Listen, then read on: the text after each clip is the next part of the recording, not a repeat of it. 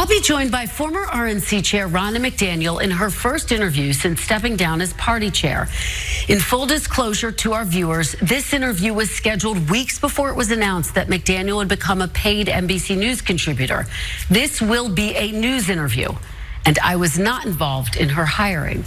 She has credibility issues that she still has to deal with. Yeah. Is she speaking for herself, or is she speaking on behalf of who's paying her? But once at the RNC, she did say that, hey, I'm speaking for the party. I get that. That's part of the job. So what about here? We hope NBC will reconsider its decision. It goes without saying that she will not be a guest on Morning Joe in her capacity as a paid contributor. Wow, I have not seen that sort of strike back from the employees of a company over a hiring choice ever, I think. But it involves Ronna McDaniel, who of course was announced she'd be leaving her role as the relatively longtime head of the RNC back in February. She's been hired by NBC, and the hosts of MSNBC not happy about that. There were a lot of critics there.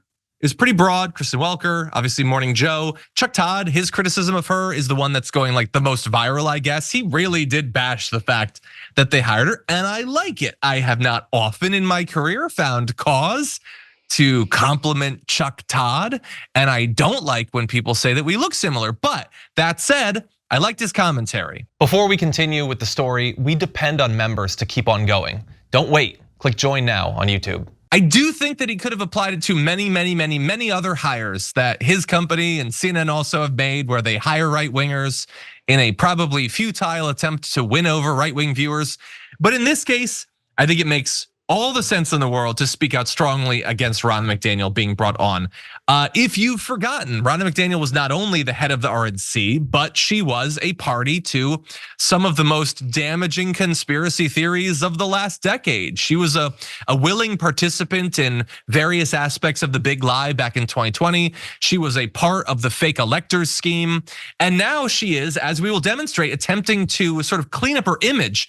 But that's who she was. That was who she was when her bread was being buttered by the RNC. And now she wants to be something different, have her image sort of cleansed by NBC and be, a member in good standing of our political culture once again. And I don't know about you, but I hate when this happens. Francesca, what do you think? I mean, I have a number of thoughts on, first of all, there's money in hiring right wingers. That's why CNN does it.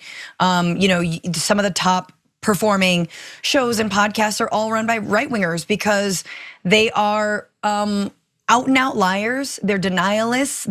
They believe in a world of make believe, and they have strong accusations, and they're psychotic. And who doesn't want to click on that and watch that stuff? I mean, it happens all the time. And so MSNBC or NBC is just trying to get theirs. Two things. Number one, NBC also hires former Democrats and DNC folks. I mean, you see, now I'm blanking on her name, but a former press secretary for Joe Biden and for Barack Obama. And I'm trying to stall because why am I Psaki?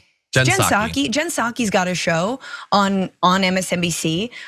You have Simone Sanders with a show on MSNBC. I mean, there is a revolving door between leadership of both parties and corporate media. That is a problem no matter if it's the Republicans or if they're Democrats, even though Democrats, again, dabble in reality more so than Republicans. And the last thing I'll say is I cannot help but think about wonderful progressive voices that were on MSNBC like Mehdi Hasan. And I know there's a difference, MSNBC, NBC, it is the same company.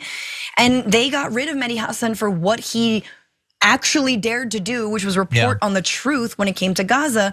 And they make room for someone like Ronna McDaniel. Come on, people. I know. It's just sad, yo. The state of media is so sad. Yeah, I guess this is one of the more obviously objectionable things. But like I remember in 2016, man, CNN filled their panels with like Jeffrey Lord and Scotty Nell Hughes. I think I'm probably messing up that name. All these people who are only notable for the insane lies and conspiracy theories that they've willingly spread, now being paid by a company to dilute its viewers. That's what they do because that's what they've always done. Ronna McDaniel, I guess, is one of the easier people to point it out with, but it's always true. And like you're right, you point out Jen Psaki. Jen Psaki was a press secretary. Why is any press secretary hosting a show? And I get it. A lot of Dems and like Biden people like her. And I'm not saying that she's not better at the job, I guess, in terms of communicating than some people. They've had really bad hosts before. But like the job of a press secretary is to spin. That's what you do. Yep. And that's a nice way of saying they're liars. They're professional liars that lie and lie and lie. And that's what they do. And if they're really good at it, if they're really good liars, they can stay for a while. And if they're really good liars and good at communicating and easy on the eyes, they can get a show too. That's not how this is supposed to work. Kayleigh McEnany is all over Fox News. That's not supposed to be how this works. If you want to even have the facade that you're a place of facts, no, you're a place with a couple of journalists and a whole bunch of professional spin artists. That's what you are.